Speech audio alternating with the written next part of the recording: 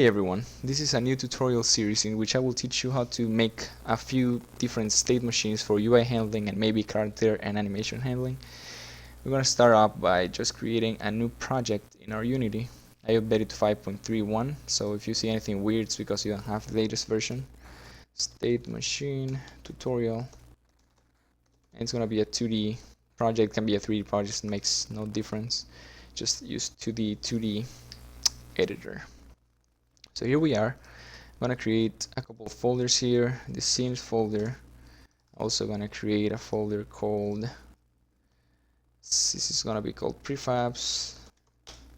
So inside the scenes folder we're going to save the scene. Just gonna name it 1 as always. And then what we wanna do here is we're gonna make a couple canvas for prefab. Just create a UI canvas. What you get in a canvas is a space for UI. This is all user interface and it's independent from the main camera.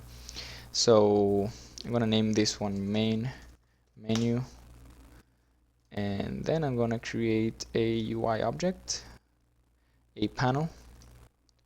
So panels usually have this little white background, but it's like fade out. So I'm just gonna change this source image right here to input field background. It makes it solid white. I mean, you cannot see it yet, but we go to color and we put the alpha to 255. Just solid white is much better. So I'm gonna do an UI text. I'm gonna set the font size to 37, and you have to set it to overflow on both of these. I'm gonna move it to the top of our UI, and I'm gonna change the text to main menu. Okay, what else do I want? I want a few buttons. Okay, this button, I'm gonna duplicate it by hitting Ctrl D, move it down, then I'm gonna duplicate it again, move it down. I'm gonna call this one options, or rather single player. This is gonna be called options, and this is gonna be called quit. So single player, I'm gonna change the text to single player, and then I'm gonna change the text on this one to options, and then of course this last one to quit. So in this video we're just gonna set up all the prefabs. This is one prefab. We can change it later. The point of having a prefab is just being able to access it whenever I want. So I'm gonna delete it because I already have it saved, and I'm gonna create another prefab canvas. It's gonna be options menu, and inside it it's gonna be a panel, same as the one before. Change the source image to this one, change the alpha to 255, then create a text, call it, just change the text to options menu. I'm gonna change the font size to 30. I like 37 for my prefabs, for my canvases. It just looks like it's a nice size. I like how it looks. Don't forget to change this to overflow. And then I'm gonna create two buttons. One of the buttons is gonna be called mute, and the other button I'm gonna create is gonna be called back. So the back button is gonna be on the top left, and the mute button is just gonna stay here. I'm gonna change the text on both of them to mute. I'm actually gonna make the font a little larger, and then back. I'm gonna use the same font size, 24. Okay, we already have this prefab ready. It's good. And I'm going to create a new prefab, another canvas. This is gonna be called single player menu. This is gonna have a canvas too. Not a canvas, a panel. I'm sorry for the mistakes. I'm just trying to do it smooth and quick for you guys. Okay, there you go. And then I'm gonna create a text. It's gonna say single player menu. This is right before we start playing, where we can set different options. It's not gonna be any options here unless, you know, I find someone who wants me to experiment with something for them. UI, I'm gonna create 2 buttons again, duplicate this. One is gonna be ready, and the other one's gonna be back. Back button goes to the top left again. Ready text 24, and then back is also going to be 24 font size. Okay. Oops. Okay, now that we have all 3 prefabs ready, now this is where the fun part starts, because what we're gonna do now is code how this StateMachine is gonna work. I'm gonna save. Okay, first thing we want is to create a scripts folder over here. Scripts, and my scripts, folder, scripts. My first script is gonna be called Game Manager, because I want my scripts to call him every time, just so I don't forget. It could be called UI Manager or StateMachine Manager or something. So what you want to do is all your prefabs have to be in your scene at the same time. This will prevent you from having to switch scenes. Some people will call this not resource. It's not like using the right resources or the right amount, but if you do it smart, they're not going to be on at all. It's just going to be loaded at the same time. And if you like use low resolution images, or like the perfect or not too much, not too big images, it's going to be fine. It's just a 2D game, not resource intensive at all. If this is going to run on a computer, it's no problem. On a cell phone, you have to be somewhat more careful, but in general, it's not bad. So what we want is, in every one of these objects, there's a canvas component. We're going to turn it off for all of them, like that. Just turn them off. You can see nothing now, but the canvas is still there. So what we're going to do in our game manager script, which is right here, I'm going to open it. What we're going to do here is we're going to find those canvases and turn them on depending on which state the game is on. So what we need first here is a reference to those canvases. So we're gonna create canvases, a canvas variable. It's gonna be single player canvas, main menu canvas, and options menu canvas. We also need to find them. So what we do is we say that single player canvas equals, we need to find this game object dot find single player menu. Remember, it has to be the exact same name, single player menu. And I'm assuming you already watched my tutorials for Unity language, in which I teach you how to do game object.find, what it means and what we can do with it. Like, for example, I can get the component canvas on it, and then we just do that. And in general, you should not copy paste your code, but we know that this code is really simple and we just have to duplicate it, changing the name. So I'm going to do this,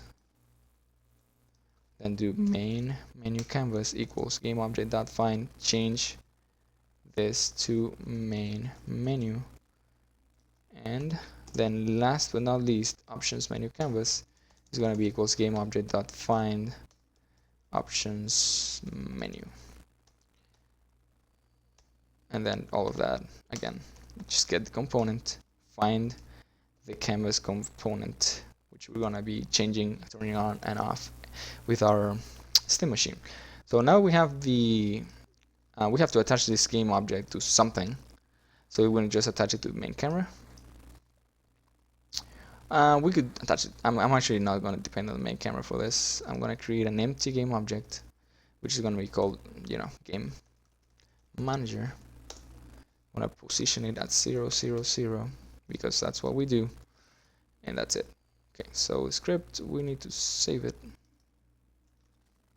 Why is it whited out? I don't know. I'm not sure. Try. Should be nothing on the screen. When we do this, yeah, it's nothing. Okay, it's good. I don't get why this script is whited out, but I don't think it's gonna be a problem. So now we're gonna create the actual StateMachine. So what we need here in StateMachine is to create a public. I have this little thingy here. We need to create a public enum. What a public enum is an enumerator of different whatever you want. It can be damage, or it can be position for your character. It'd be like my character's floating, my character's on the ground, my character's fighting, my character's attacking. So we're gonna create that public enum game state. And our game states right now are main menu, options menu, and single player menu. Okay, now we have this. We need to say we need to tell the game what to do in each state. So I'm just gonna comment this game states like that, just for reference for everyone. I'm gonna be posting this on GitHub. My next tutorial is gonna be on how to set your own GitHub. It's gonna be with this project. So after you do that, you need to you need to say, for each state you need to create an I enumerator. An I enumerator is a instructions that are going to be run with any with time. If you have time set to 0, time scale set to 0, they don't run. So you say you get a set of instructions, and in this case we're gonna like set part of it's gonna not let. What I need to do is first find my little thingy. So enumerator, we're gonna say main menu state. Why state? We have to add that word, because if we don't, the game is not a state machine. It doesn't work. So main menu state. So while we are in the main menu state, I forgot something. Yeah, we have to create a public game state current state, so we can change states. You're gonna see that in a second. So while current state equals main game state dot main menu, we're gonna yield return null. What this does is we prevent the game from moving from this state if we are in it. What this means is, like, first, what you'll see in a second, it's like kind of complicated because it's abstract, but you're gonna understand after you see it work. So what we have here is while the current state is main menu, these instructions up here are gonna be run, and then it's gonna get stuck here. When it changes, it's gonna finish and then go to the next state, or to the next state. It could be under or above. We'll see in a second. Okay. So what we're gonna do here is we're gonna say our main menu canvas dot enabled is gonna be true.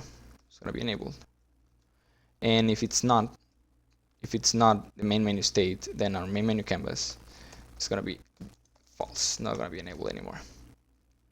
Simple. Now we are going to do the same for options.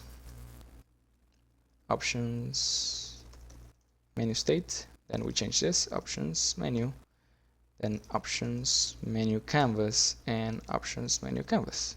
Just the same thing with different names. And now we do the same for our single player menu state, single player menu, single player canvas, everything with single player this time. Single player. Okay, good. Okay, we have this. Now, how do we change from one state to the other? We need a new public void, a new function. This function is going to be called change state, and it's going to take in a game state, new state. Okay. So now we have this. How we change it? We're just gonna say, when I check it out here, I don't want to make any mistakes, guys. For you, it should be around change state. I lost it. State.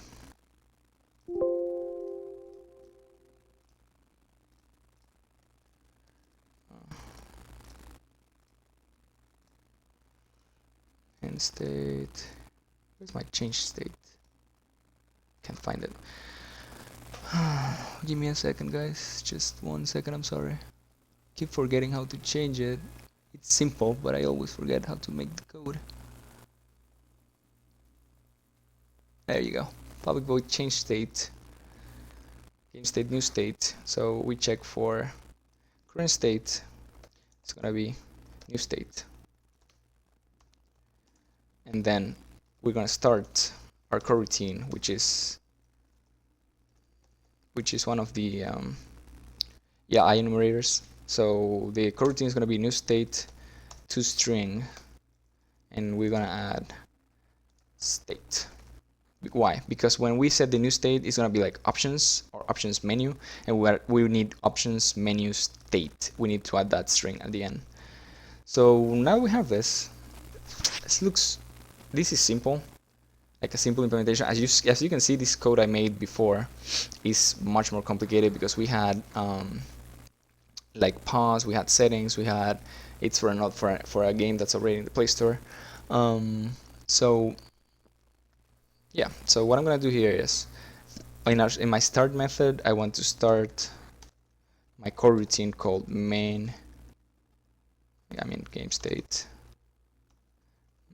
game state main menu.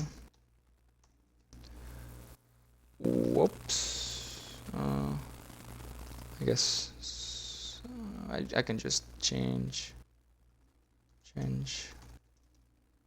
state and do game state dot main menu. Yep. Okay, now we have this. In theory, I should start the game and it should, boot my main menu. There you go. If I didn't add that line, it wouldn't have done this. My buttons are useless, of course, but we're gonna fix that. We're going to create a new script. This is gonna be called UI view changer. So view changer, what it's gonna do is change, between views. A view is just one of these screens that you're gonna see in your phone. So view changer